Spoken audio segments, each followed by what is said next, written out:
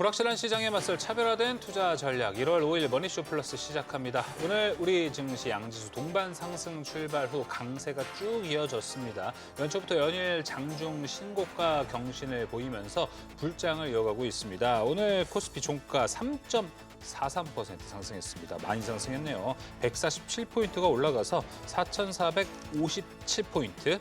코스닥은 1.26%, 상대적으로 조금 저조해 보이죠? 957포인트까지 올라간 모습이었습니다. 네, 지수가 참 많이 오르긴 했는데 이게 또 반도체 쪽으로 쏠려 있다 보니까 어떻게 생각하면 또 고민도 되는 것 같아요. 맞습니다. 지금 이렇게 오르고 있는 반도체 내가 따라가도 될까, 괜찮을까. 많은 분들이 새해니까 주식 좀 해볼까? 그런 고민들도 또 있죠. 일단 생각이 좀 많이 해봐야 될 것 같아요. 상승 종목수, 하락 종목수만 봐도 오늘 지수 대비 상승 종목수가 압도적으로 많았냐? 그거는 또 아니기 때문에 여러 가지 가는 종목이 갈 때는 어떤 전략을 좀 잡아봐야 될까? 오늘 머니쇼 플러스에서 우리 함께 고민해보면 좋을 것 같습니다. 지금 보시고 계신 머니쇼 플러스는 SBS BGF과 유튜브에서 실시간 시청이 가능합니다. 더 많은 국내 주식 정보를 받아보실 분은 카카오톡 채널 머니랩을 추가하시길 바랍니다. 국내 증시 마감 상황 김유민 캐스터가 준비하고 있습니다. 붉은 말의 기운을 계속 이어가는 걸까요? 오늘은 양지수 모두 상승 출발했는데요. 코스피는 4,440선을 돌파해 사상 최고치를 경신하기도 하며 오늘은 3.43% 오른 1,457원에 거래 마쳤습니다. 코스닥도 오랜만에 950선을 넘었습니다. 2023년 8월 이후 처음인데요. 장중 상승폭을 확대해 나가며 오늘은 1.26% 오른 957원의 종가 형성했습니다. 이어서 코스피 수급도 보시죠. 오늘 코스피에서는 외국인의 매수세가 지수 상승을 이끌었습니다. 외국인이 1조 9천억 원 넘게 사들였고 기관은 7천억 원, 개인은 1조 5천억 원 넘게 팔았습니다. 이어서 코스닥 수급도 살펴볼까요? 오늘 코스닥에서는 외국인이 홀로 매도세를 보였고 기관은 240억 원, 또 개인은 970억 원 넘게 샀습니다. 이어서 코스피 시총 상위 종목도 살펴보겠습니다. 오늘 삼성전자와 SK하이닉스는 반도체 슈퍼사이클 속에 쉬지 않고 랠리를 이어가고 있습니다. 오는 8일에는 삼성전자의 4분기 잠정 실적이 발표되는데 마이크론이 호실적을 발표한 만큼 시장 예상치에 부합하거나 혹은 웃도는 실적을 낼지도 주목됩니다. 또 모건 스탠리의 숀 킴은 SK하이닉스의 2026년 영업이익이 25년 대비 3배 이상 급증한 148조 원으로 예상했는데요. 27년 영업이익은 이보다도 22% 성장한 181조 원으로 예상했습니다. 오늘 삼성전자 7.47% 상승하며 13만 8,100원의 종가 형성했고 SK하이닉스는 69만 6천 원의 종가 형성했습니다. 다음으로 오늘 LG에너지솔루션은 신년사에서 ESS 사업 성장에 대한 포부를 밝혔는데요. 에너지 저장 장치 시장을 본격적으로 공략한다는 기대감에 LG에너지솔루션은 최근 배터리 산업계의 침체를 다소 극복하고 오늘 2.91% 상승하며 37만 1,500원의 종가 형성했습니다. 이어서 6위부터 10위도 볼 텐데요. 코스피 오늘 전반적으로 흐름이 좋아 모두 빨간불을 켜고 있습니다. 현대차는 의왕연구소에서 전고체 배터리를 생산했다는 보도가 나왔는데요. 현대차가 실제 자동차에 탑재할 전고체 배터리를 제조했다는 점에서 전고체 전기차 상용화가 세계 최초로 가능할지에도 관심이 쏠리고 있습니다. 이 호재를 받아가며 현대차 오늘 2%대 상승했고 또 현대차는 로봇 등 남은 모멘텀도 많으니까요. 끝까지 지켜봐 주시면 좋겠습니다. 두산 에너빌리티 오늘 특히 큰 상승을 보였는데요. 오늘 10%대 상승했습니다. 오늘 원전주들은 뉴욕 증시의 영향과 또 AI 데이터 센터 전력 수요 급증으로 상승세를 보이고 있습니다. 이어서 코스닥도 시총 상위 종목 보겠습니다. 오늘 레인보우 로보틱스 제외하고 모두 빨간불을 켰는데요. 전반적으로 시장의 흐름이 좋으면서 2차 전지주들과 바이오주들까지 모두 상승했습니다. 특히 2차 전지주들은 이미 악재가 많이 나왔고 또 지금이 저가 매수 구간이라고 볼 수 있어 오늘 에코프로와 에코프로비엠 모두 상승했습니다. 이어서 6위에서 10위 바이오주들도 함께 보겠습니다. 1월을 맞아서인지 제약바이오의 가장 큰 연례 행사인 JP모건 헬스케어 컨퍼런스에 대한 기대감이 증시에도 반영되고 있습니다. 오늘 펩트론 4%대 상승했고 HLB 1%대, 리가켄바이오는 3%대 상승했습니다. 다음으로 특징 섹터 원전주도 함께 보시죠. 간밤 뉴욕 증시에서 AI 관련주들이 크게 올랐는데 데이터 센터 전력 수요가 급증하기 때문에 원전 관련주들이 반도체주와 동반 상승세를 보여주며 강하게 올랐습니다. 그런데 또 오른 이유가 소형 모듈 원전, SMR에 대한 주목도가 높아진 영향도 있습니다. 소형 모듈 원전은 기존 원전보다 크기는 작지만 1000배 정도 안전하다는 이유로 차세대 원전으로 주목받고 있는데요. 핀란드에서는 원전 가동이 중단되는 악재가 있었지만 SMR 덕분에 주가가 크게 올랐습니다. 정부에서도 소형 모듈 원전에 계속 주목하고 있습니다. 정부가 SMR을 국가 전력 기술로 새롭게 지정한다면 세제 혜택이 크게 늘어나기 때문에 오늘 원전주 랠리가 강하게 이어지고 있습니다. 오늘도 반도체 소부장은 전 거래일에 이어 강한 상승세를 보였습니다. 간밤 뉴욕 증시에서 마이크론의 주가가 10%대로 급등하며 반도체 실적 상승과 슈퍼사이클이 올해에도 쭉 이어질 것이란 기대가 커졌는데요. 반도체 대장주들이 앞서 시원하게 오르면서 반도체 소부장도 수주 계약이 잇따르며 상승세를 보여주고 있습니다. 오늘 한미 반도체는 15%대 상승 보여줬고 테라뷰는 22%대 크게 상승했는데요. 특히 테라뷰는 미국의 HBM 업체와 추가로 장기 계약을 맺으면서 그 기술력을 검증받았다고도 볼 수 있어 오늘 크게 상승했습니다. 다음으로 반도체 클린룸 시공사 한양 ENG도 오늘 16%대 크게 상승했습니다. 마지막으로 환율도 짚어볼 텐데요. 환율은 오늘 2원 오른 1,443원 80전으로 마감했습니다. 환율 다시 오름세를 보이며 오늘 이렇게 마감했는데 주말 사이 미국이 베네수엘라를 공습해 단기적으로 달러가 강세를 보이고 원화가 약세일 것이라는 예측이 이어졌는데요. 달러화 소폭 강세를 보였지만 그래도 오늘은 큰 영향 없이 마감했습니다. 이렇게 오늘장 흐름부터 특징 업종까지 살펴봤는데요. 이어지는 자세한 시장 대비는 증시 인사이트에서 함께해 보시죠. 지금까지 오늘장 브리핑이었습니다.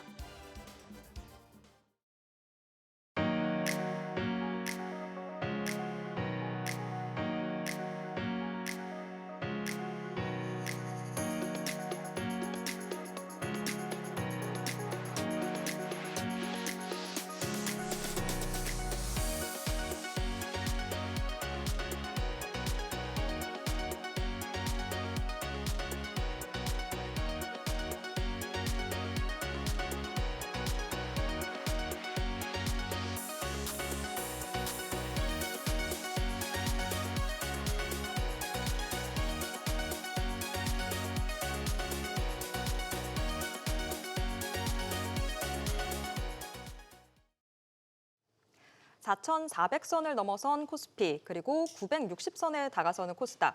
국내 증시는 오늘 양지수 모두 강한 상승세를 보여줬습니다. 네, 특히 반도체 대형주는 정말 무서운 랠리를 보여줬습니다. 삼성전자가 7% 넘는 상승세. 삼성전자 3%만 올라도 상한가 같다 이런 이야기를 작년에 하는데. 했던 것 같은데. 네, 근데 야. 이제는 7%를 예. 쉽게 가는 그런 네. 모습이에요. 요새 진짜 무섭게 올라가고 있습니다. 반도체에 대한 이야기도 나눠볼 테고요. 그다음에 주말간에 있었던 미국과의 베네수엘라에 있었던 이슈, 여기 증시, 국내 증시는 어떤 영향을 받을지 이야기 나눠보도록 하겠습니다.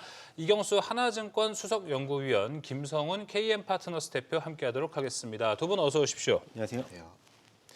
자, 바로 시장 이야기로 먼저 들어가 보도록 하겠습니다. 먼저 김성훈 대표님, 오늘 수급을 좀 보니까 외국인이 많이 샀습니다. 근데 개인들이 오히려 전기전자를 더 많이 산 모습이 좀 나타났고요. 외국인이 그렇다고 매도는 이게 아닌데 오히려 좀 스프레드 전략이라고 해야 될까요? 되게 좀 많은 종목들, 많은 섹터들을 좀 사면서 국내 시장을 올리고 있는 모습인 것 같습니다. 네. 일단 뭐 오늘 보니까 기존의 주도주였던 방산이라든지 원전주들도 사실 반도체 못지않게 굉장히 많은 상승세를 보였는데 주말에 있었던 베네수엘라 이 마두로 수장 체포 이슈보다는 뭐 이번 주에 있을 반도체 이제 삼성전자 그렇죠. 잠정 실적에 더 주목하는 모습을 보여주고 있는데 이제부터는 투자자들이 이제 포트폴리오에 삼성전자의 보유 여부에 따라서 수익률이 좀 더 격차가 있을 수 있는 그렇죠. 그런 현상이 좀 더 가속화된다. 지금 삼성전자 가지신 분들은 모두 수익이잖아요. 그렇죠. 예. 그리고 작년 기준으로 봐도 삼성전자가 저점이 한 5만 원 근처였는데 벌써 이제 2배 이상의 이 가까이 수익률을 가네요. 세 배 네. 거의 가까이 가는 상황인데 오늘 같은 경우는 이제 기존의 기존의 방산, 원전 이제 주도주였던 종목들도 상승세를 보였는데 CS 무대에 처음으로 핵융합 관련된 이제 이 기업이 이제 등장 참가 소식이 있었는데요. 네. 그래서 이제 원전주들을 필두로 해서 오늘 같은 경우는 LIG 넥스원 이제 사명 변경 소식도 또 있었거든요. 그리고 마두로 대통령이 위치 추적에 도움을 줬던 스타링크라든지 아니면 팔란티아의 효과 때문이라도 최근 들어서 방산이라든가 위성 주도주에 좀 더 가세를 했다는 맞아요. 점도 국내 코스피 지수의 상승에 어느 정도 랠리가 가능하다고 봅니다.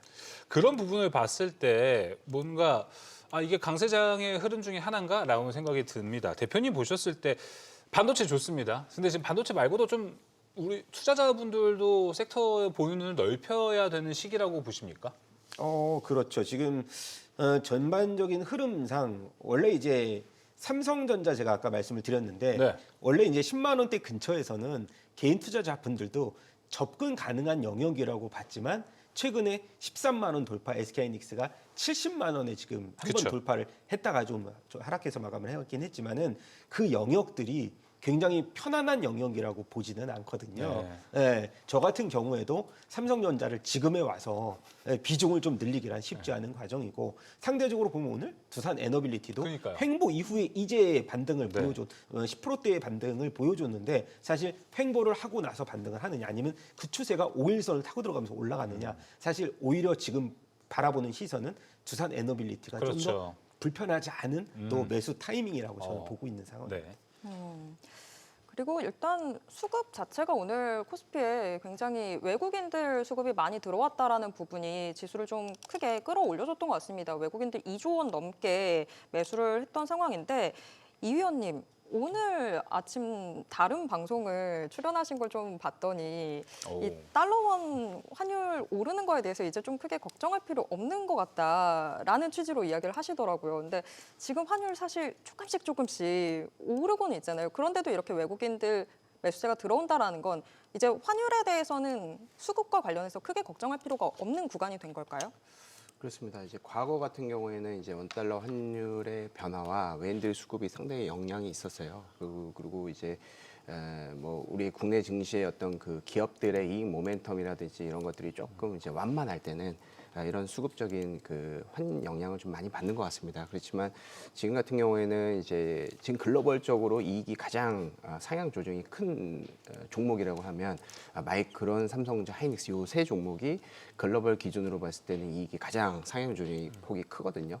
그래서 이런 것들이 좀 반영이 되는 측면인 것 같다. 그래서 오히려 근데 이제 그런 측면에서 보면 과거에는 이익이 안 좋은 상황에서는 원달러 환율이 지금 올라가면 기본적으로 항공물을 줄이게 되는 글로벌 자산 배분 측면에서의 그 외국인들의 어떤 기계적인 흐름이 이제 관찰이 됐다라고 하면 지금은 이제 오히려 이제 한국의 이제 반도체라든지 자동차 자본재들 지금 실적이 좋은 업종군들이 모두 다 수출 기업들이거든요. 그렇죠. 그러면은 이제 원달러 환율로 실적으로 다시 반영이 됐을 때는 그러니까 당시에는 원달러 환율이 좀 상향 이제 올라가면 외인들이 매도해가지고 약간 그런 현상이 일어나지만 실적 발표되면 이렇게 엄청나게 싸졌네 이런 식으로 외국인들이 수급이 들어올 수가 있다라는 겁니다. 그리고 지금 이제 삼성전자 뭐 실적 발표 앞두고 이제 외인들이 매수하는 그런 모습들 이런 모습들은 원달러 환율이 국내 증시에 미치는 영향이 과거와는 좀 다른 양상이 나타날 수 있다. 오히려 지금 수출주의 어떤 비중이 높아지면서 원달러 환율은 한국의 펀더멘털이라든지 저평가를 조금 더 부각시키는 그런 요인으로 작용할 수 있겠다라고 생각을 하고 있습니다. 그러면 위원님 말씀 좀 정리를 해보면 이거를 어떻게 환율의 역설이라고 따지면 환율의 역설이 결과적으로 2026년 증시에 있어서 코스피의 상승 동력이라고 좀 주요하게 봐도 되는 걸까요? 이 상승 동력이라고 보기에는 좀 어려울 것 같아요.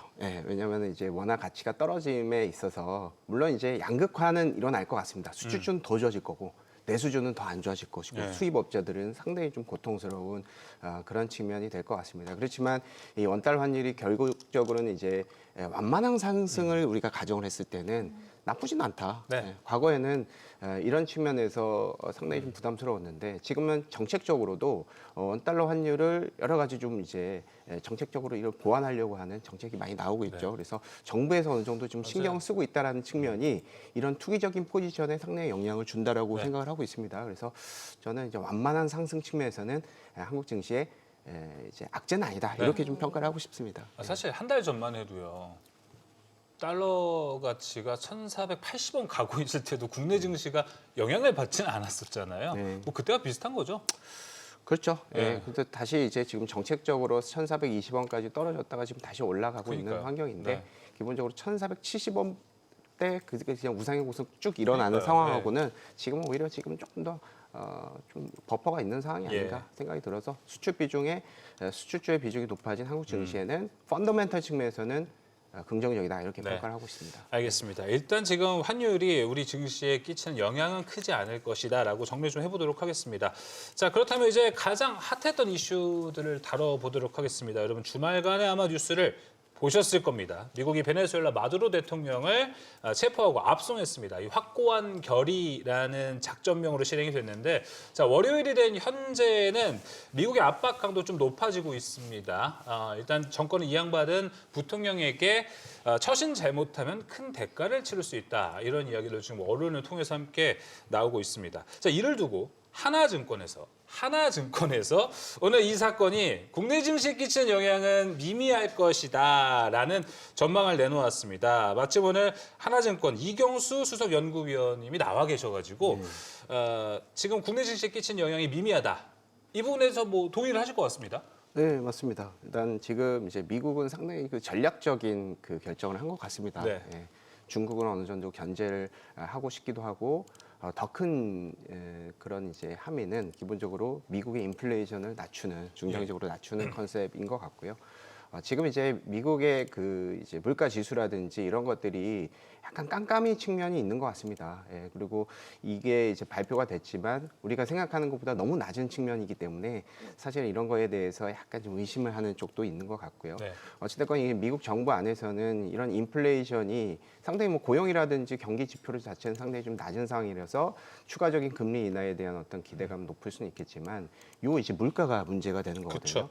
그런 측면에서 가장 이제 원유 이제 보유량이 많은 매장량이 많은 베네수엘라의 어떤 석유를 기존에 이제 엑슨모빌이라든지 쉐보론이 기존에 이제 원유를 개발하러 들어갔다가 2000년대부터 국유화를 일방적으로 선언을 그렇죠. 해서 그 이제 원유 시추라고 하죠. 죄송합니다. 네. 시추를 하지 못했던 측면이 있는데 그런 것을 다시 원복을 시키고 중국에 대한 어떤 이제 채권 국가의 베네수엘라에 대한 어떤 채권을 갖다가 약간 본인들이 이제 좌지우지하려고 하는 그런 측면이 있는 것 같고요. 그래서 기본적으로 이런 이 약간 그 민주화라든지 이런 컨셉, 독재를 좀 어느 정도 중장기적으로 독재 국가에 대한 어떤 그 경고성 메시지 이런 것들에 대한 영향도 있고 기본적으로 미국의 경기 측면에서 금리를 인하하고 싶은데 이런 측면에서 물가를 좀 잡기 위한 한 가지의 어떤 그 핵심적인 함의가 있지 않나 이런 측면에서 봤을 때는 예.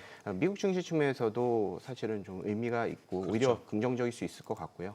한국 증시 측면에서는 당연히 상당히 좀 기대가 될 수 있다라는 부분 이렇게 좀 평가를 하고 있습니다.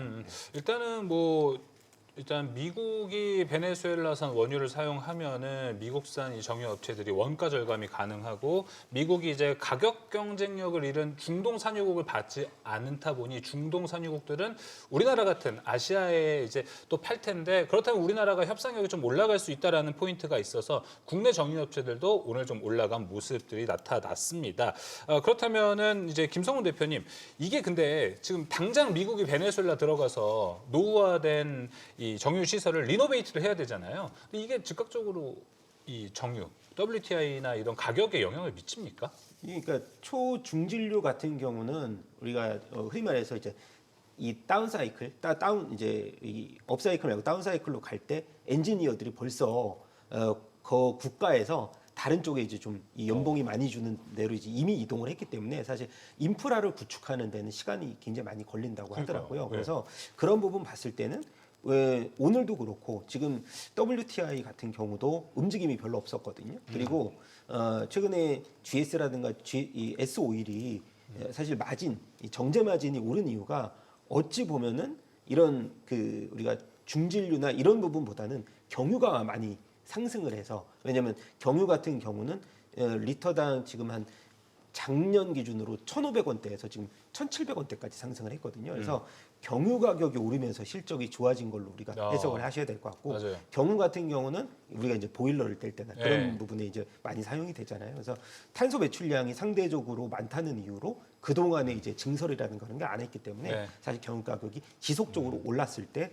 아무래도 GS나 S-오일의 주가가 그렇죠. 마진율이 높아지면서 올해 같은 경우도 4분기 뭐 영업이익 한 3천억 정도? 맞아요. 왜냐면 작년 기준으로는 퍼가 뭐 100배까지 이제 너무나 이제 높은 밸류를 받았지만 올해 워낙에 실적이 좋아지니까 올해 11배까지 싸줄 수 있다. 뭐 이런 얘기들이 나오고 있기 때문에 네. 오늘도 그런 흐름으로서 단등이 나오지 않았나라고 보고 있습니다. 그러니까 그 재고 관련 손실들이 정유주들이 최근에 유가가 많이 싸지다 보니까 이게 충당이 돼서 영업이익률이 많이 올라갔는데 이 부분은 지속적으로 가능한 거예요? 네, 그렇죠. 이제 뭐, 어찌 보면은 이 구조적 변화로 보시면 될 것 같은데, 아. 예, 아예 이제 뭐 마진이 올라가는. 그렇죠, 그렇죠. 네. 구조적 변화로 볼 수 있는데 사실 어찌 보면은 이런 안정적인 이 정제 마진이 계속 이어진다라고 봤을 때 사실 변동성이 크지 않은 이상은 저는 네. 그래도 실적에 대한 부분은 그래도 평균 안정적인 평균 이상은 좀 나올 수 있겠다라고 저는 생각이 되고 있는 상황입니다. 대표님 그러면 지금 상황에서 투자적인 관점으로 보면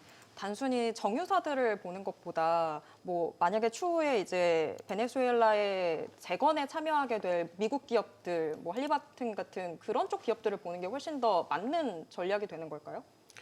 근데 이제 뭐 투자자 입장에서는 굉장히 좀 난이도가 높은 쪽으로 베팅을 하는 것보다는 시크릿 콜, 시크릿 쪽보다는 저는 그냥 뭐 정유사 쪽으로 베팅을 그냥 가져가셔도 아하. 지금 왜냐면 실적으로 봐도 펀더멘탈로 봐도 저희 쪽 정유회사들 이제 그 목표 주가 대비해서 굉장히 아직도 저렴한 가격대라서 뭐 이런 쪽으로서 그냥 베팅을 하셔도 큰 문제 없다고 저는 생각합니다. 네, 알겠습니다.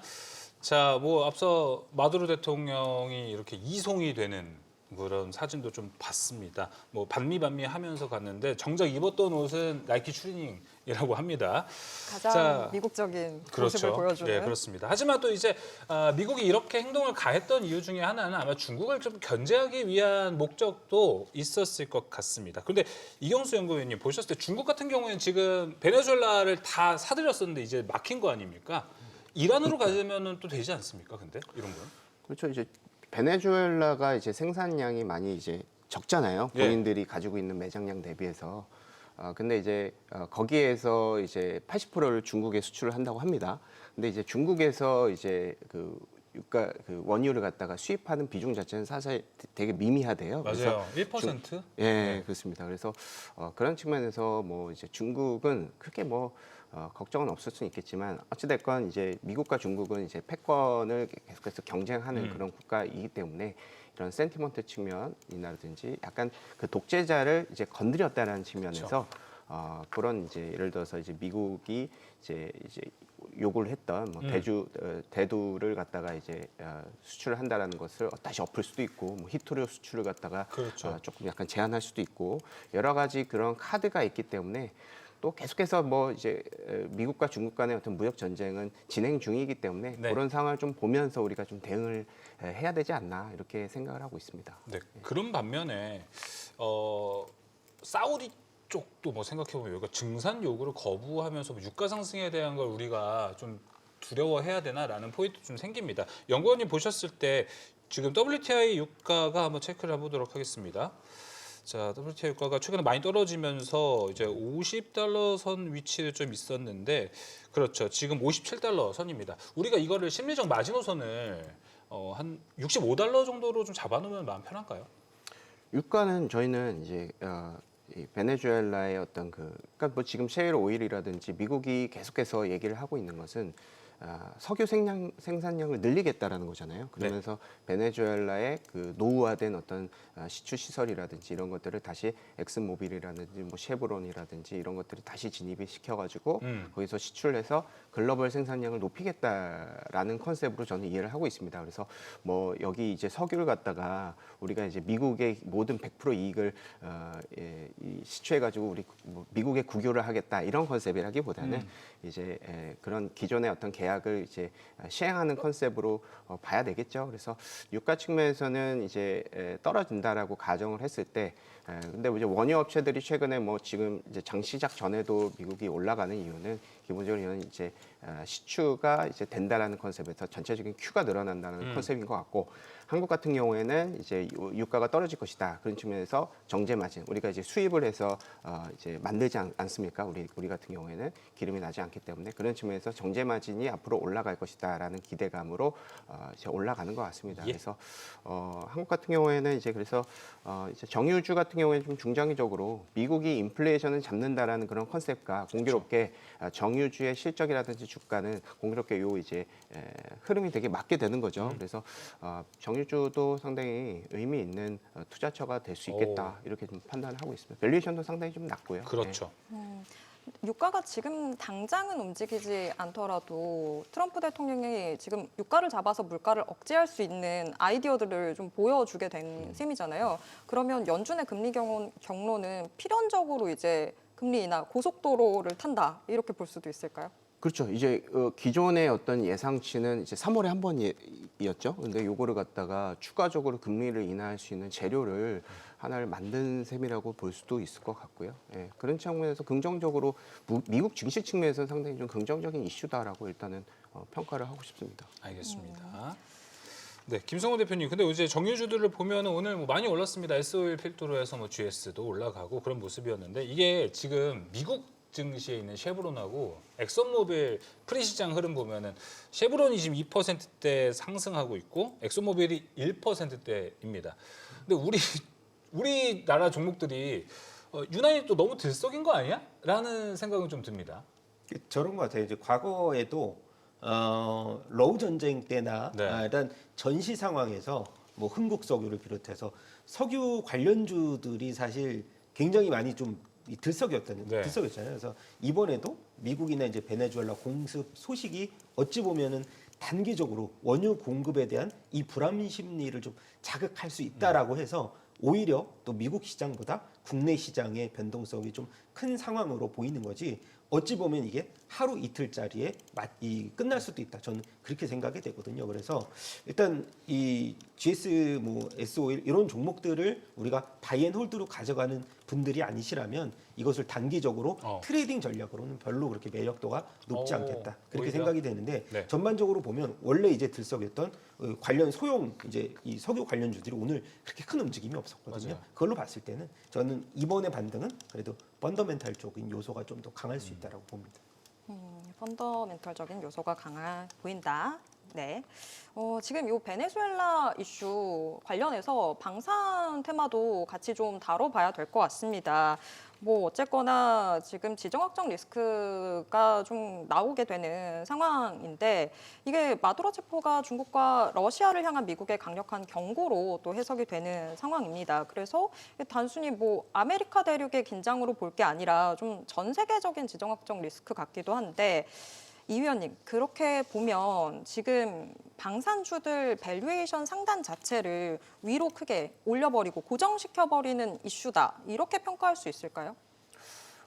방산주 같은 경우에는 이제 일단 뭐 이번 이제 베네수엘라 이슈 때문에 방산주가 뭐 이제 실적 측면에서 의미가 있다라고 평가하기는 좀 어려울 것 같아요. 예. 그렇지만 지금 방산주 같은 경우에는 이제 굳이 우리가 모든 섹터 안에서 이제 평가를 해보자면 이제 올해 이제 이익 증가율이 이제 코스피 대비해서 좀 높은 수준. 근데 작년보다는 좀 떨어진 측면이 좀 있고요. 지금 생각보다 이제 신규 수주가 좀 많이 나오지 않고 있는 측면이 있어요. 우리가 남유럽에 대한 이제 방산 수주를 많이 기대하고 있지만 실질적으로 많이 나오지 않는 측면이 있고, 그리고 러우 전쟁이 좀 약간 어느 정도 소강 상태에 진입했다라는 그런 언론 보도도 많이 나오는 상황이기 때문에 그런 측면에서 기본적으로 지금 우리가 수주를 바로 딸 수 있는 코앞에 두고 있는 쪽은 이제 남유럽 쪽이기 때문에 오히려 이제 베네수엘라 측면에서의 어떤 그런 이제 추상적인 어떤 센티먼트보다는 유럽 측면에서의 어떤 그 러우 전쟁이 조금 소강 상태가 됐다라는 측면에서 방산주는 조금 이 센티먼트가 오늘은 좀 많이 주가는 올랐지만 그거하고는 그렇게 크게 연동이 되지 않고 오늘 이제 순환매 측면에서 올해 이제 작년 하반기에는 이제 방산주가 좋지가 않았잖아요. 네. 그래서 그런 측면에서 약간 키 맞추기 장세가 좀 많이 일어나고 어. 있고 연초에는 이런 저평가라든지 기존에 눌렸던 종목군들이 약간 이제 올라가는 그러니까 좀 안전 마진이 1월달에 핵심적인 계절성이라고 볼 수가 있거든요. 그런 측면에서 우리가 생각할 수 있을 것 같습니다. 그렇다고 보면 방산주가 나쁘다는 얘기는 절대 아니고요. 지금 코스피 안에서의 이익 측면에서 상당히 좀 많은 기여를 하고 있습니다. 그러니까 굳이 따져보면 지금 반도체가 이익 측면에서 기여도가 90% 이상이고요. 예. 그다음에 이제 조선이 한 2, 3% 정도 되고 방산이 한 1% 정도 되고 유틸리티 가전 이런 쪽이 1% 정도 되거든요. 네. 그래서 지금은 물론 이제 반도체 쪽에 너무 이익이 쏠려 있기는 하지만은 그래도 방산은 코스피 대비해서 중간보다 상당히 좋은 이익 모멘텀을 보유하고 있는 상황이다. 그래서 반도체가 어느 정도 피크아웃 됐을 때 우리가 어느 쪽에 우리가 주도주를 생각을 해야 되냐라는 측면에서는 조방원 이런 테마가 여전히 매력적일 수 있다는 측면은 계속해서 견지를 하고 있습니다. 김성호 대표님 생각은 어떠세요? 왜냐하면 지금 수주 모멘텀이 모르겠습니다. 지난주까지만 해도 사실 한화에어로스페이스 추가 수주도 5조 원대 나왔었는데 이거 더 넘는 10조 원대 넘는 것도 있을 수 있다. 막 이런 풍문이 좀 돌아다니긴 했는데 아직은 뭐 뉴스가 나오지는 않고 있습니다. 이 수주 나오면 좀 세게 갈 것 같긴 한데 사실 이런 수주 이슈도 있고요. 지금 뭐 전쟁을 그렇게 많이 하고 있지는 않지만 뭐 올해를 쫙 봤을 때 중동이 좀 조용하겠냐라는 관점도 있습니다. 방산주 좀 어떻게 보세요? 그러니까 이스라엘하고 지금 뭐 레바논을 비롯해서 여러 국가와의 이런 그 전시 상황의 예측치가 지금 굉장히 높아지고 있는 그쵸. 상황이고 지금 보면은 UAE 측에서도 뭐 1월 중순 쪽에서 지금 무바라 그 이제 대통령이 예. 방한을 하기로 했습니다. 그래서 그런 부분 났을 때는 방산주에 대해서는 사실 1월 방한 이후에도 이 국가 대 국가로서의 그런 대형 계약에 대한 수주 모멘텀들이 충분히 저는 마련이 돼 있다고 보고 어찌 보면은 방산주 같은 경우는 최근 들어서 봤을 때는 뭐 현대로템을 비롯해서 하나 에어로스페이스가 5조 한 6천억 규모의 다연장 유도무기 천무에 대한 계약을 따냈지만 상대적으로 이 캐파 면으로는 우리가 눈높이가 워낙에 높아져 있다 보니까 원래대로라면 저는 뭐 전고점 상단도 한번 돌파할 수 있는 그런 모멘텀이지 않았을까라고 보고 있는데 그런 부분이 굉장히 매력도가 예전보다는 좀 떨어졌다라고 생각이 되긴 하지만 그래도 국방비 증액이라든가 여러 가지 이런 그 이슈로 봤을 때는 저는 그래도 방산주가 한 번은 주도주로 부각될 수 있는 가능성은 좀 열어놓고 보자라는 생각이고요. 그 중에서도 당연히 올해 같은 경우는 스페이스X에 대한 모멘텀을 그쵸. 탑재를 한 뭐 에어로스페이스나 이번에 이제 정고점 돌파했던 한국 항공우주 쪽도 아마 대장 주도주 역할 해볼 수 있죠. 대표님 아까 우리 방송 초반에 삼성전자, 두산에너빌리티 이야기 좀 나누면서 삼성전자 좀 많이 올라가가지고 좀 불편한 길이 될 수도 있다. 두산에너빌리티는 상대적으로 편한 길이 될 수 있다라고 이야기해 주셨습니다. 방산은 편한 길입니까? 방산은 개인적으로는 이게 이제 수주와 관련된 이 직결적인 이 연결고리가 있잖아요. 그러니까 어찌 보면 시간이 계속 흐를수록 그 수주 잔고가 계속 유지가 되려면 앞전에 있었던 수주와 계약들이 계속 따내야지 그 수주가 유지가 되거든요. 갱신이 잔고가. 돼서. 갱신이 돼야 되는데 그런 부분들이 아마 연초에 나오지 않았을 때 방산주의 이런 이 단기 이 레벨업이 저는 크지 않다라고 생각이 돼요. 오히려 아까 제가 계속 강조드렸던 게 뭐냐면 스페이스 X발 위성과 관련된 그런 모멘텀들이 오히려 탑재된 종목들만 위주로서 일단 보시는 게 상대적으로 좀 유리하지 않을까 싶습니다. 알겠습니다. 우주항공 묻어있는 방산. 스쳐 있는 것들 그렇죠. 묻어있는 위주로 쪽. 좀 봐야 되겠다라는 생각이 듭니다. 이 지정학적 불안 관련해서 이 의원님 한 가지만 더 여쭤볼게요. 혹시 그러면 금이나 은 가격은 훨씬 더 탄력을 받을 수 있는 걸까요? 이제? 이제 뭐 지정학적인 리스크에 이렇게 뭐 예전에 이제 금하고 은도 그렇고 안전 자산의 어떤 그 컨셉을 이제 보유를 했습니다. 뭐 달러, 금 뭐 이런 식으로 안전 자산 측면에서 좀 크게 부각이 됐는데 지금은 이제 유동성이 워낙 많이 풀리다 보니까 그런 이제 안전 자산 선호보다는 약간 그 유동성을 해지하고자 하는 그런 측면으로 많이 반영이 되는 것 같아요. 그래서 금 가격은 계속해서 저희가 이제 미국이 계속해서 그 돈을 풀고 싶어 하잖아요. 그거에 대한 어떤 정책적인 모멘텀과 함께 동시다발적으로 비례해서 상승할 수 있는 그런 임팩트로 저희는 생각을 하고 있고요. 그래서 금하고 은 같은 경우에는 실질적으로 뭐 2차 전지 관련해서라든지 뭐 반도체 관련해서라든지 어느 정도의 재료로도 쓸 수 있는 측면도 있고 희소성도 있고 이런 안전 자산 측면에서도 뭐 부인할 수는 없는 상황이 있기 때문에 그리고 좀 전에 말씀드렸던 유동성에 대한 해지 이런 것들 또 기반을 본다라고 하면 올해도 상당히 긍정적인 흐름이 예상이 된다 이렇게 평가를 하고 있습니다. 네, 금 올해도 좀 긍정적으로 보도록 하겠습니다. 이게 참 오묘한 것 같습니다. 미국이 베네수엘라를 침공을 할 때 또 국내에서는 중국과 관련된 이슈도 또 있었던 주말이었었는데 예. 근데 이제는 좀 중국 이슈가 나와도 오늘 실망스러웠던 건지 아니면 이제 정말 이 이슈를 크게 반영하지 않는 건지 엔터주들 급락하는 모습들이 나타났는데요. 엔터주들 이야기도 좀 해보도록 하겠습니다. 이 의원님, 엔터가 오늘 크게 많이 하락했더라고요. 특히나 좀 중국하고 밀접하다라는 이야기들 많이 받는 뭐 SM도 크게 하락했고 YG엔터도 좀 크게 내리는 모습이 나타났는데 중국이라는 보너스 점수를 이제는 좀 포기하고 철저하게 미국 아니면 또 다른 글로벌 시장 이쪽의 성과만으로 봐야 되는 시장이 된 걸까요? 일단은 저희가 이제 그 미국이 이제 베네수엘라의 어떤 그 어느 정도 석유 시설을 이제 확보를 하는 그런 컨셉에서 저는 이제 중국이 조금 더 한국에 대한 어떤 그 제재라든지 이런 것들을 풀면서 좀 한국이 한국한테 어떤 예를 소위 얘기해서 이제 보따리를 많이 풀 거라고 예상을 했는데요. 지금 그렇지가 않게 된 거잖아요. 그쵸. 한한령 해제가 이제 무산이 된 측면이 있기 때문에 그거에 대한 어떤 부담감이 분명히 있는 것 같고요. 그리고 이 한한령이라는 것이 사실은 저는 이제 시진핑 정부 안에서는 사실 이게 풀릴까라는 생각도 좀 듭니다. 아무래도 청년들을 갖다가 우리가 이제 한한령에 대한 어떤 뛰어난 그런 이제 K-팝의 문화를 100% 노출시킨다라고 하면 사실 이제 정부에 대한 어떤 충성도는 좀 떨어질 수밖에 없겠죠. 그래서 그런 측면에서 약간 그 이제 국가 운영 측면에서도 분명히 생각할 수 있는 부분이 있다라고 생각을 해요. 그래서 한한령 해제에 대한 어떤 그 기대감은 좀 있었지만 좀 점진적으로 조금 떨어지는. 그러니까 네. 오히려 이제 실적이 좀 더 중요하다. 실적은 사실은 4분기라든지 내년에 실적에 대한 추정치가 그렇게 상향 조정이 되지는 못하고 있습니다. 여기까지 말씀드리겠습니다. 알겠습니다. 이게 엔터와 한한령 이제는 우리도 이 시장에서 바라볼 때 관점을 좀 바꾸면 좋지 않을까? 엔터라는 섹터가 한한령 해제 기대감으로 올라간다라는 거는 이제 좀 옛날인 것 같고 과거의 이제는 엔터가 사실 중국 없이도 쭉 잘 올라갔던 시기가 있었기 때문에 한한령은 이제 플러스 알파 그런 개념으로 좀 바라보면 좋지 않을까 싶습니다. 그렇다면 김성우 대표님 오늘 사실 뭐 MOU 10개를 맺었다 뭐 이런 이야기들이 있었습니다. 근데 시장에서 뭐 중국 이거와 관련된 게 올라간 게 있나 싶을 정도인데 뭐 있습니까 오늘?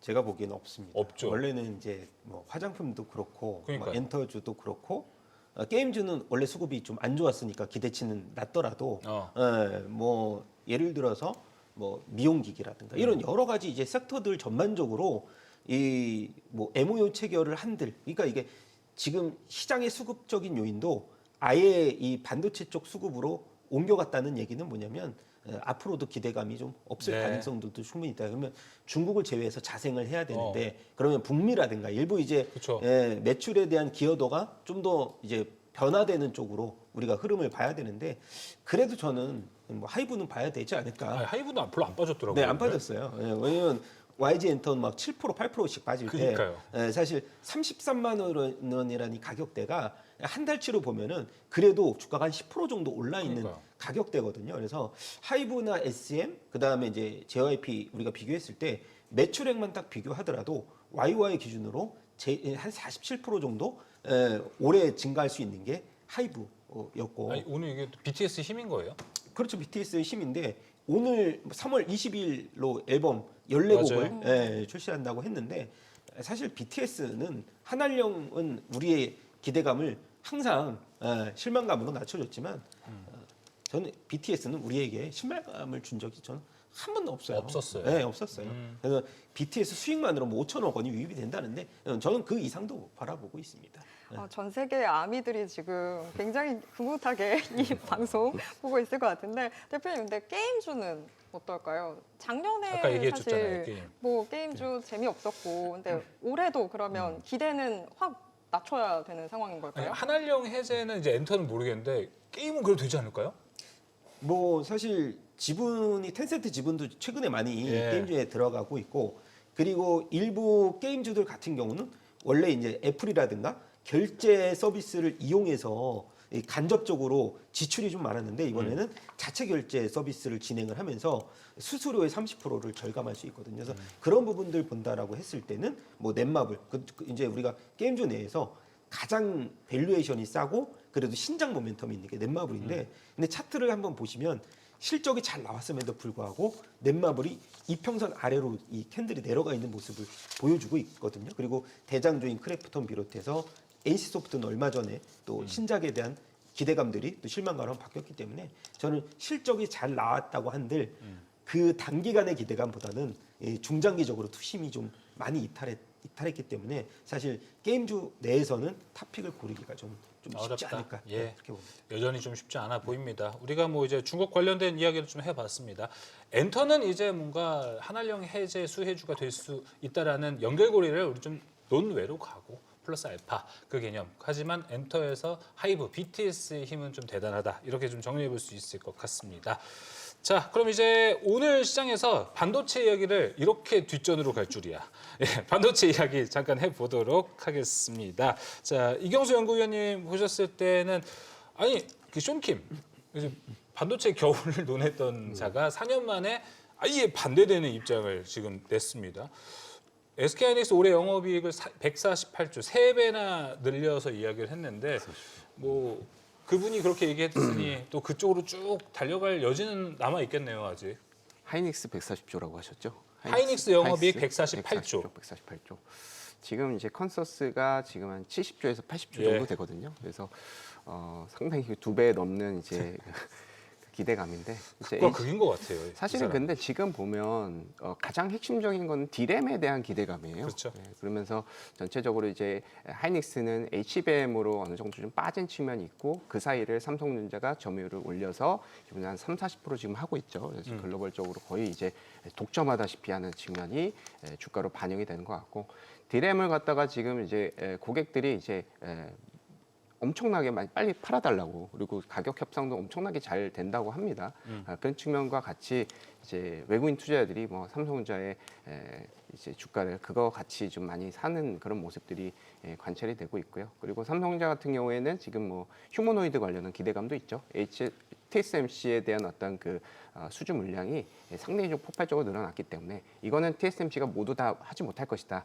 그래서 심증적으로 삼성전자 뭐 이제 파운드리의 기대감이 있는 것이 아니냐, 그쪽에 수주를 받을 수 있는 거 아니냐라는 그런 새로운 기대감까지도 사실 좀 많이 부각이 되고 있는 것 같습니다. 그래서 일단 삼성전자의 어떤 실적 추정치가 지금 4분기에 한 20조가 넘고 있고요.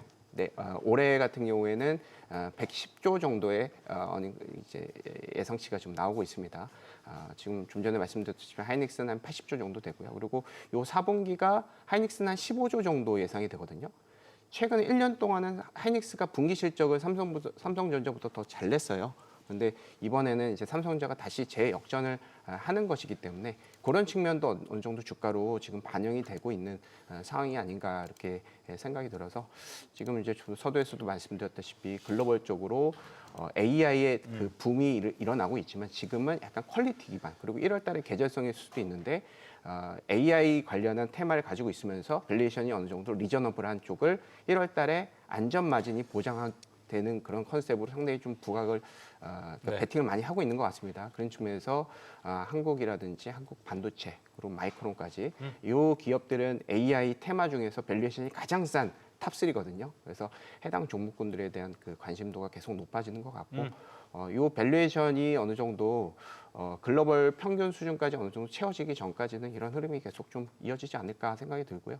근데 저는 이제 1월 달에 어떤 좀 전에 말씀드렸던 이 안전마진이라는 그런 계절성, 저평가라는 것들을 이제 선호하는 투자들의 어떤 특성, 이런 것들이 조금 더 반영이 된 것이 아닌가 이렇게 생각을 하고 있습니다. 위원님, 지금 이렇게 삼성전자, SK하이닉스 발로 지수가 막 오르던 이 상황은 저희가 언제까지 좀 누릴 수 있을까요? 위원님도 그러시고 좀 이제 슬슬 하반기부터는 좀 이게 성장률 자체 속도가 좀 달라질 거다라는 이야기들이 나오더라고요. 그래서 뭐 과거와는 다르다라고 이게 100% 확신할 수 있다면 꾸준하게 갈 수는 있겠죠. 그렇지만 저는 이제 과거의 어떤 통계적인 수치를 좀 분석하는 입장에서 말씀을 드리면 기본적으로 저희가 이제 반도체 사이클, 이익 사이클이 한 2년 정도 평균적으로 올라갑니다. 지금은 한 1년 정도, 그러니까 지금 한 2분기, 3분기 정도 됐어요. 올해 상반기까지만 하면 이제 1년 동안 실적이 올라가는 그런 컨셉을 보입니다. 네. 그렇기 때문에 과거에 이제 전반부는 상승, 하반부는 하락 이렇게 됐거든요. 그러니까 이익은 계속해서 올라가지만 2년 사이클 가지만 초반부 1년 동안은 코스피 대비해서 아웃퍼폼하고 후반부 1년 정도는 이제 언더폼을 한다라는 얘기가 되고 있습니다.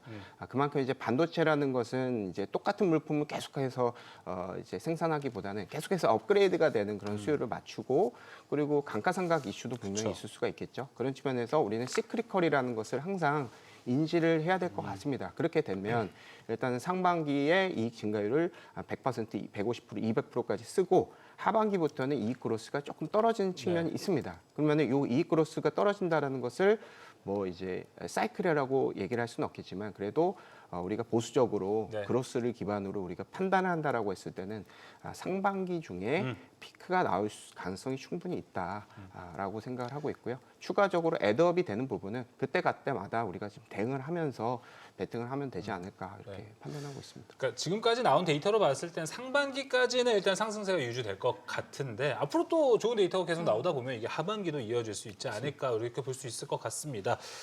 저는 근데 알 것 같아요. 그 타이밍을.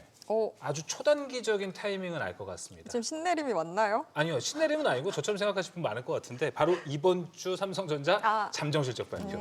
이게 일단 아주 초단기적으로는 분기점 역할을 좀 할 것 같습니다. 김성훈 대표님, 자 삼성전자가 오늘 7.47% 종가 기준으로 이만큼 올라갔습니다. 근데 삼성전자가 항상 아시잖아요, 이 실적 발표 날 징크스가 있습니다. 이렇게 잘 나가고 있다라는 거는 실적 발표 이후에 세론이 나올 수도 있습니다. 근데 세론이 나온다면 그건 매수의 찬스입니까? 그 과거 3분기 때가 그랬잖아요. 네. 근데 3분기 때보다 지금의 삼성전자의 이런 그 주가 추이를 보면 빠지면은 저점에서 매수하려고 하는 이 투자자들이 굉장히 많을 거라고 생각이 되고 지금으로서는 저는 그렇게 생각합니다. 미국에서는 이 소프트웨어보다 이제는 이 피지컬 AI로 갈수록 제조업 기반의 말하자면 미국에서도 마이크론 테크놀로지가 10%대 급등을 했잖아요. 다른 누구보다도 가장 많이 오른 게 마이크론이었고. 맞아요. 그래서 번스타인 쪽에서도 목표 주가를 막 마이크론 막 330달러까지 올리더라고요. 다른 어느 누구의 빅테크보다 마이크론이 이렇게 올라준다라고 했을 때 그렇다면 삼성전자나 여기는 뭐. SK하이닉스의 주가 수준은 어디까지 될까? 삼성전자가 이번에 뭐 4분기 18조 이상만 나온다고 했을 때는 저는 빠지면 매수 찬스 무조건 그렇게 말씀드리고 싶습니다. 세론이 나온다면 매수의 찬스, 삼성전자 잠정 실적 발표 날 함께 보시면 좋을 것 같습니다. 그렇다고 뭐 세론이 막 나와라라고 얘기하는 거 절대 아니니까 유의해 주시면 좋을 것 같습니다. 네, 오늘 이야기는 여기서 마무리하도록 하겠습니다. 두 분 오늘 말씀 고맙습니다.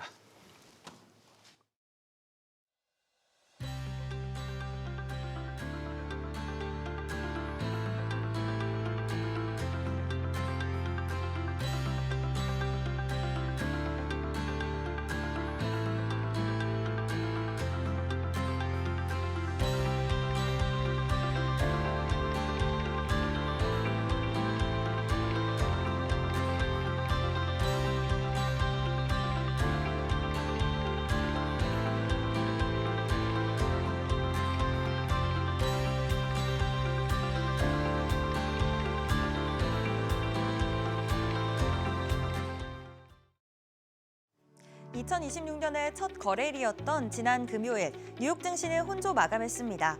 작년 기술주와 AI가 급등한 만큼 신중한 태도로 새해를 맞이한 모습인데요. 일단 산타랠리는 사실상 끝이 났다는 분석이 우세합니다. 이런 가운데 주말 사이 미국은 베네수엘라 마두로 대통령을 체포하고 또 안정적인 정권 이양이 이루어질 때까지 베네수엘라를 통치하겠다고 밝혔는데요. 이 지정학적 변수들이 어떤 영향 미칠지 살펴봐야겠습니다. 우선 마감 상황 보면 다우 0.66%, S&P 500 0.19% 올랐고요. 나스닥만 0.03% 약보합 마감했습니다. 다만 나스닥은 선물 시장에서 상승하고 있다는 점 같이 챙기시면서 오늘장 대비해 보시면 좋겠습니다. 네, 시총 상위 종목들 살펴보겠습니다. 엔비디아는 1%대 상승한 반면 마이크로소프트와 아마존은 2% 가까이 2% 넘게 하락했습니다. 전반적으로 빅테크 가운데 반도체주만 상승하고 나머지는 약세였는데요. 그 이후 종목 리포트에서 자세히 짚어보겠습니다. 시총 6위부터도 보면 테슬라는 또 빠지면서 이제 7거래일 연속 하락세인데요. 테슬라가 비아드에게 인도량으로 밀리면서 전기차 시장 1위를 내줬다는 보도가 나오며 매도 심리가 커진 걸로 분석됩니다. 버크셔는 워런 버핏 CEO가 은퇴하면서 1%대 약세 보였습니다. 최근 들어 장기물 금리가 다시 오름세를 보이고 있는데요. 특히 10년물은 지난주에만 6bp 오르면서 4.2%에 바짝 다가섰습니다. 지난 9월 이후 최고 수준인데요. 반면 2년물은 소폭 오르는 데 그치면서 장단기 금리 차가 2022년 이후 가장 크게 벌어졌습니다. 시장은 완화적 통화 정책이 이어질 경우 중단기적으로 이 물가가 높아질 수 있다는 우려를 반영하고 있는 건데요. 고 트럼프 대통령이 새 연준 의장을 지명할 가능성이 크니 지켜봐야겠습니다. 이어서 유가 흐름도 짚어보겠습니다. 베네수엘라 마두로 대통령의 생포 소식이 전해지면서 장기적으로 유가 하락 가능성이 제기됐습니다. 이 베네수엘라가 세계 최대 석유 매장량을 보유한 만큼 정권 교체와 함께 석유 개발 투자가 재개된다면 공급이 늘어나 국제 유가가 떨어질 수 있다는 분석인데요. 일각에서는 베네수엘라 사태가 유가에 미치는 영향은 제한적일 거란 분석도 나옵니다. 원유 매장량이 세계 1위 수준이지만 실제 원유 생산 점유율은 1%에 불과하다는 해석입니다. 또 그간 독재 정권으로 인프라가 붕괴돼 유가에 영향을 미치기엔 제한적이란 평가입니다. 일단 지금은 큰 움직임은 없습니다만 현재 프리마켓에서 정유회사들 엑슨모빌 3% 넘게, 쉐브론 7% 넘게 상승하고 있습니다. 자세한 내용 잠시 후 투자 노하우에서 준비했고요. 저희는 종목 리포트 마저 살펴보시죠. 마이크론은 1분기 디램과 낸드 가격 상승이 이어질 거란 전망이 나오면서 하루 만에 10% 넘게 급등했습니다. 지난해 240% 정도 이상 상승한 바 있는데요. 번스타인은 목표 주가를 $330로 상향 조정하기도 했습니다. 기술주 고평가 논란 속에서 실적 가시성이 높은 반도체로 자금이 이동하는 분위기가 다시 나타났습니다. 다른 반도체주들도 살펴보면 우선 필라델피아 반도체 지수 4% 넘게 올랐고요. TSMC, ASML, 인텔, AMD 모두 인프라 투자 기대에 반영하면서 일제히 강세 보였습니다. 그런데도 오늘 나스닥이 힘을 쓰지 못한 이유는 바로 소프트웨어 기업들의 조정 때문입니다. 반도체를 제외한 소프트웨어 등 비반도체 기술주는 약세를 나타낸 건데요. 마이크로소프트, 아마존, 팔란티어 여전히 AI 기대는 여전히 유효하지만 수익성 증명까지 시간이 다소 필요하다는 점이 부담으로 작용했습니다. 결국 시장은 소프트웨어와 하드웨어를 나눠본 건데요. 하드웨어, 특히 반도체는 AI 투자 확대가 곧바로 수요와 실적으로 연결될 수 있는 반면 이 소프트웨어는 금리와 비용 부담과 함께 실적 가시성이 낮다는 평가를 받았습니다. 실제 아시아 시장과 기관 수급이 반도체 쪽으로 이동하는 모습 포착되고 있습니다. 마지막으로 오늘장 이번 주 주요 일정들 살펴보시죠. 우선 오늘 밤에는 CES 하루 앞두고 기조연설이 대기하고 있습니다. 젠슨 황 엔비디아 CEO와 리사수 AMD CEO의 발언 주목해보시죠. 내일부터 9일까지는 CES 2026이 개최됩니다. 이번 CES에선 가전, 로봇, 자동차에 결합된 피지컬 AI가 핵심 화두로 떠올랐습니다. 수요일에는 미국의 고용을 확인할 수 있는 지표들이 나옵니다. 12월 ADP 고용 보고서와 미국의 졸츠 구인이즈 보고서가 예정되어 있습니다. 이어서 보면 사실상 이번 주에 가장 중요한 지표죠. 미국의 12월 고용 보고서가 대기하고 있습니다. 비농업 취업자 수, 실업률 등을 알 수 있는데요. 앞서 나오는 민간 지표들을 보면서 예측해 볼 수 있겠습니다. 지금까지 뉴욕 증시 전략이었습니다.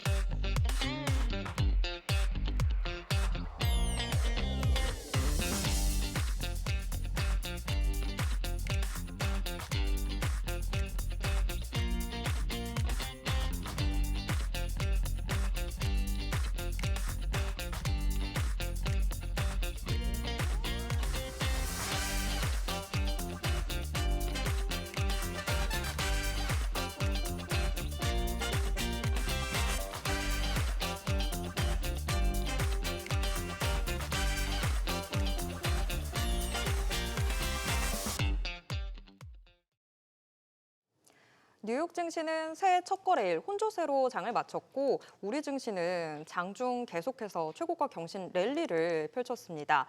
앞서 잠시 살펴봤지만 주말 사이에 미국과 베네수엘라 간의 긴장이 정말 고조되는 상황이었죠. 네, 미국이 이제 베네수엘라를 습격하고 마두로 대통령 부부를 뉴욕으로 압송했습니다. 전 세계적으로 충격을 주었는데 금융시장에 어떤 영향이 있었을지 GFM 투자연구소 이진우 소장과 함께 이야기 나눠보도록 하겠습니다. 소장님, 새해 복 많이 받으십시오. 네, 새해 복 많이 받으십시오. 네, 반갑습니다.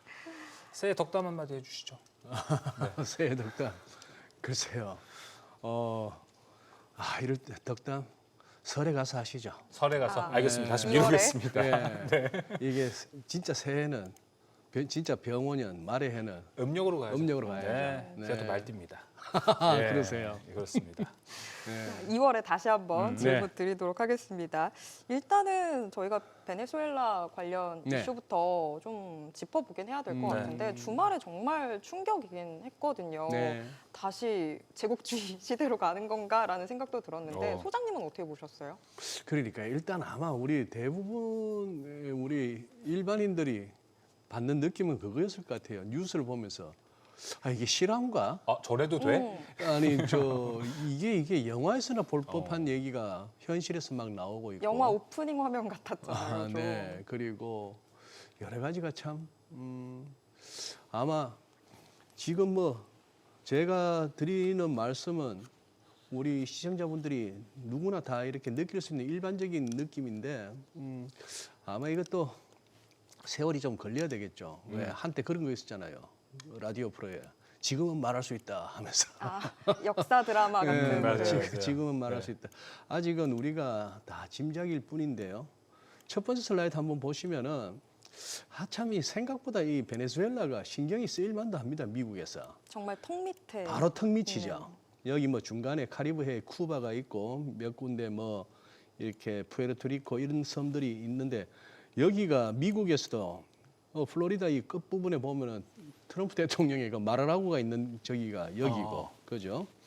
자, 이 멕시코 그다음에 바로 옆에 또 콜롬비아 이런 데서 다 또 난민들이 넘어올 뿐만 아니라 마약도 넘어오고 하는 그런 상황인데 참 오래 했죠. 차베스와 마두로. 이때는 이제 뭐 암투병 할 때의 그런 차베스의 모습입니다만 그때 부통령 하던 마두로. 버스 기사 출신이라고 하는데 차 얼마 몰았겠습니까? 제가 봐서는 버스 기사 조금 하다가 그 노조 활동으로 다 잔뼈가 굵었을 것 같아요. 그렇게 됐는데 여기서 반미의 선봉장을 자처했던 베네수엘라죠. 그리고 이 슬라이드 한번 보시죠. 이게 지금 2021년 무려 4년 전에 한겨레 기사입니다. 그때 나온 사파인데요. 소위 말하는 1대1로 참여 국가 지도가 이렇게 노란색으로 황색으로 이렇게 표시됐습니다. 자, 거의 뭐 세계 지도를 다 덮었다 할 수 있죠. 예. 그리고 이쪽에 남아메리카 여기 와서 콜롬비아나 콜롬비아 그 옆에 이쪽에 칠레 뭐 이런 쪽에 페루 다 들어갑니다. 이번에 뉴스를 들으면서 약간 서반구 이런 얘기가 들었는데 우리가 말하는 서반구는 이게 우리 소시적인 배웠던 런던 그리니치 천문대 여기서부터 해서 동경으로 가고 서경으로 가고 하는 기준을 네. 그렇게 해서 이쪽이 서반구고 서반구 하다 보면 아마 러시아 동쪽 끝하고 이 오세아니아 섬 몇 개도 들어갈 겁니다. 그래 되는데 서반구는 건드리지 마라 하는 그런 얘기도 되겠고 4년 전에 기사 제목 보세요. 개도국 빚더미 안긴 중국의 1대1로 대출 제국주의 덫이었나 뭐 이런 극이 나오면서 또 그래픽도 나옵니다. 그 당시 이제 GDP 대비 중국으로부터 받은 빚의 비율 뭐 이런 것들이 쭉 나오네. 그때는 라오스가 제일 위고 이래 했는데 이게 진짜 저는 그거 해요. 한 뭐 너댓 시간 차이라는 거 아닙니까? 이 중국 특사들하고 이 만찬도 하고 바로 만찬을 하고 얼마 안 뭐한 돼서 600개 정도의 어떤 협의 사안을 갖다가 또 재확인하고 하는 그런 상황이었다가 새벽에 침실에서 그것도 트럼프 대통령이 SNS에 이런 식으로 올리는 거 보세요. 이게 나이키였다면서요. 예. 옷이. 반미주의자가 나이키. 반미는 반미지만 또 나이키는 입어주는 그러니 별소리가 다 나옵니다. 과연 그렇게 베네수엘라의 중국산 방공망 무기 체계가 그렇게 허술했느냐부터 해가지고 아무리 델타 포스 아니라 델타 포스 하랩이라도 그렇게 저항 없이 그래서 뭐 별소리가 다 나오는 일설에서는 거죠. 안에서 문을 열어줬다라는 안에서 얘기도 문을 있고. 열어줬을 수도 있고 내부적으로 그랬을 수도 있고 뉴욕 구치소에 도착해서 그 장면도 보니까 첫 마디가 그거 있지 않습니까? 굿나잇, 해피 뉴 이어 하는 거 보니까 뭐 포기를 해서 그럴 수도 있고 아니면 다소 또 느긋함이 보이기도 하고 이쪽 저 급에 있는 사람들 사이에서는 무슨 얘기가 오갔는지 알 수가 없습니다. 그죠? 그렇죠. 지금 이제 그 부통령, 여성 부통령 이름이 또 갑자기 또 깜빡하네요. 뭐 대통령 마도로뿐이다 뭐 이렇게 네. 되면 사는데 그 멘트도 사실 어디까지가 진실인지 또 모르죠. 트럼프 대통령은 우리하고 잘 협조해 나가기로 했다 이런 식으로 나오고 있습니다. 전반적으로 이렇게 SNS를 봐야 이제 전반적인 실제 그 현지 분위기를 볼 수 있는데 비율적으로는 압도적으로 베네수엘라 국민이건 제외 네. 베네수엘라 국민이든 굉장히 환호하는 모습이 뭐 반미 시위나 이런 쪽으로 하는 것보다는 뭐 절대적으로 많은 거 그쵸. 우리가 그걸 또 볼 수 있고 한데 앞으로 이것도 이제 그거 하죠. 지금 이제 이런 상황 하에서 저는 조금 더 꽤 시간을 두고 가봐야 될 것 같습니다. 이거에 대한 거예요. 네. 오. 그리고 이제 우리가 지금까지 뉴스로 통해서 들은 거는 아마 공식적인 표면적인 그런 내용들이고 그 안에서 정말 아마 다양한 얘기. 그리고 트럼프 대통령이 일단은 마약을 갖다가 마약 카르텔의 어떤 뭐 저 정점에 있는 그런 식으로 해서 네. 마두로 대통령 갖다가 그거 했고 그 다음에 또 하는 얘기는 그거였죠. 자, 근데 어디까지 갈지가 궁금합니다. 이 이슈가. 이제 마두로를 갖다가 이제 재판 과정에서 어디까지 몰아붙이고 어디까지 끄집어낼지가 궁금합니다. 네, 그거는 이제 차츰차츰 그쵸. 보면서 네. 이제 우리가 좀 판단을 해야 될 것 맞습니다. 같아요. 일단 주말간에 나왔던 뉴스고 이제 뭐 전 세계 언론사에서 헤드라인 위주로 좀 뉴스가 많이 나왔습니다. 네. 우리나라도 그거 위주로 좀 소화를 했었고 그랬죠. 뭐 스타링크라든지 이런 뭐 강판에 이제 밑으로 이제 도피하는 강판을 미리 좀 체크할 수 있었다 뭐 이런 걸 통해서 뭐 이야기를 전언들을 좀 들을 수 있었는데 일단 이 핫한 뉴스인데 미국 시장은 아직 개장을 하지 않았습니다. 네. 그렇기 때문에 오늘 밤 이제 미국이 개장을 하면 하나 둘 좀 더 이런 디테일한 이야기들도 나오면서 앞서 이야기해 주셨던 네. 업데이트될 이야기거리들도 좀 나올 것 같지 않으신가요? 예. 그래서 뭐 우리 같은 사람들은 또 이 방 채널의 성격상 제일 궁금한 거는 야 이거 시장이 어떻게 받아들일까? 그렇죠. 호재일까 악재일까 하는 부분이잖아요. 그런데 일단 우선 아시아장하고 우리 서울이 먼저 보여줬습니다. 이건 악재는 아니다 하는 것은 분명히 보여줬고 우리 시장은 제가 봤을 때 이건 미쳤고 지금 이거는 우리 한국 증시에서는 같이 미치지 않고서는 이거 못 먹습니다. 지금 예, 못 먹는 상황인데. 따라갈 수 없는. 예. 근데 니케이도 상당히 인상적인 상승폭을 보였고 이거 한번 보시죠. 이 슬라이드 보시면은 압송 이후 마두로 체포와 압송 이후 금융시장 반응을 보면은 아시아 시장은 이런 상황인데 이때만 해도 니케이 2.51%라고 했습니다만 니케이 제가 지금 한 자료 만들 때였어요. 자료 만들 때 2.51%입니다만 이게 뭐 지금 2.97 거의 더 올라왔고 우리는 오늘 코스피는 기어이 장중 최고까지 갔죠. 지금 시간에서도 더더욱 난리 났죠. 시간에는 더 훨훨 날아가는 종목들이 많은 것 같습니다. 그다음에 밑에는 그거죠. 이제 프리장입니다. 미국 장도 보니까 이렇게 나쁘지 않아요. 나스닥이나 S&P 500 강한데 오히려 지금은 나스닥도 두 자릿수 상승폭을 보이고 있습니다. 네. 뭐 팔란티어, 테슬라 할 것 없이 팔란티어도 이번에 꽤나 역할을 했다는 거 아닙니까? 했다고 하더라고요. 그런 식이고 오일이 궁금했어요. 오일이 유가가 어떻게 될까 궁금했는데 빠집니다. 제 일감은 빠지는 거 아닙니까? 베네수엘라의 그렇죠. 그 마피아 매장량으로 봐서는 매장량. 세계 최고의 매장량인데 거기를 갖다가 미국이 어쨌거나 주도권을 갖고 개발을 하고 네. 뭐 하는다면은 빠져야 된다 싶은데 처음에 좀 오르나 했습니다만 역시 빠지는 쪽으로 반응하고 있고 그다음에 금, 은 또 홀홀하네요. 은은 또 5% 넘게 뛰고 이런 식입니다. 그다음에 환율도 달러가 살짝 강해요. 달러가 살짝 강한데 여기서도 보시면 요 무렵인데 요거는 비트코인입니다.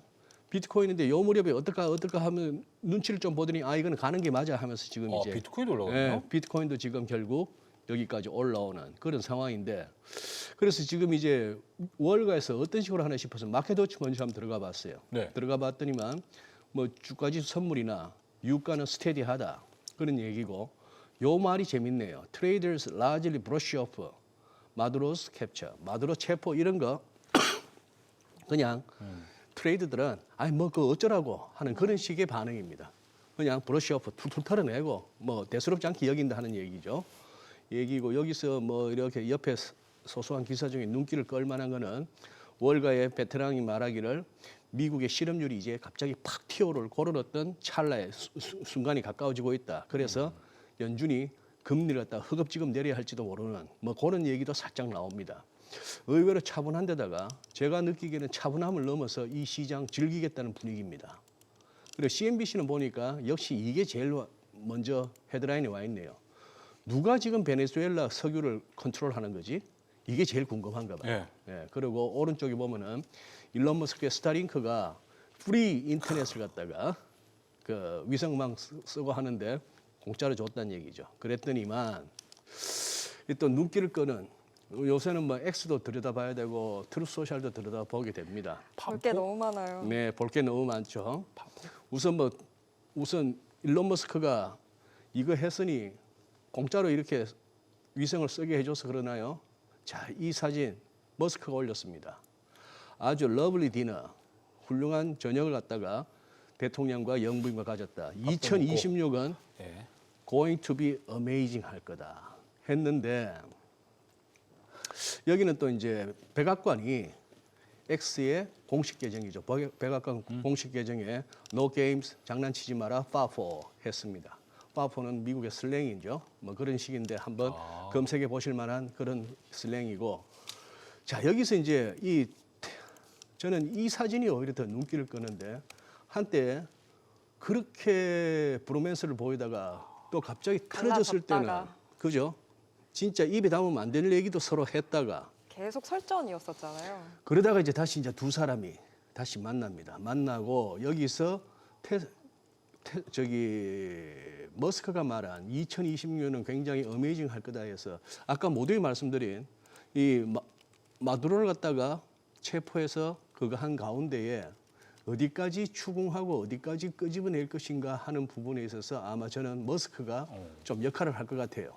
그동안에 머스크가 도지나 그 이전에 뭐 트위터 인수라든지 쭉 이렇게 해왔던 행적들과 그의 발언 철학들을 갖다 보면은 여기서 아마 머스크가 다시 가세한다면은 조금 대충 하고 말자 해서 머스크는 아닙니다. 이번 기회에 끝까지 한번 가보시죠라고 한번 밀어붙일 수도 있겠다 하는 생각은 살짝 해봅니다. 네, 알겠습니다.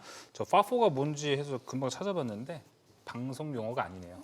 네. 찾아보라고 했을 땐 이유가 있었던 네, 거예요. 이거 방송하면 큰일 납니다. 찾아보시면 재밌으실 것 같습니다. 일단. 자, 일단은 그래서 국내 증시 오늘 바라봤습니다. 뭐 한켠으로는 뭐 이거 영향이 있는 거 아니야 하면서 봤지만 오늘 국내 증시 그래도 뭐 힘있게 마감하는 모습이었습니다. 소장님께서 보셨을 때는 해석을 어떻게 하셨는지 궁금합니다. 이 이슈가 뭐 완전 영향이 있었을지 아니면은 영향을 좀 받는 것도 있는지 궁금합니다.